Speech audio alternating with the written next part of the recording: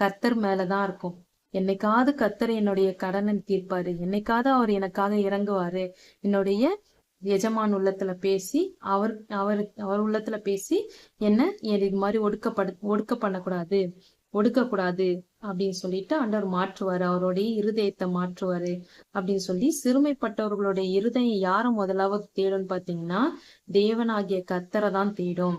அது மாதிரி அவங்களுடைய நம்பிக்கை என்னவா இருக்கும்னா, ஆண்டவர் என்னைக்காவது நம்மளுக்கு ஒரு நல்ல காரியம் செய்வாரு, நம்மள ஒரு நாளைக்கு நம்மள ஆசீர்வதிப்பாரு, நம்மளையும் தலை நிமிர செய்வார் அப்படின்ற எண்ணங்கள் ஒருபோதும் அவங்களுடைய நம்பிக்கை ஒருபோதும் கெட்டு போகாது.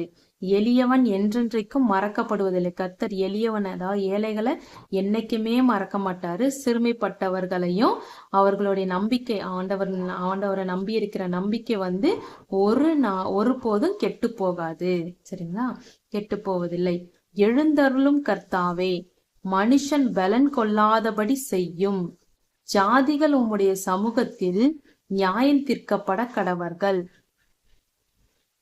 இப்ப சங்கீதக்காரனாகிய தாவீது சொல்றார், எழுந்திருங்க கர்த்தாவே, மனுஷன் பலன் கொள்ளாதபடி செய்யும் அப்படின்னா, மனுஷன் ஏன் பலன் கொள்ளாதபடி செய்யறாங்க? துன்மார்க்க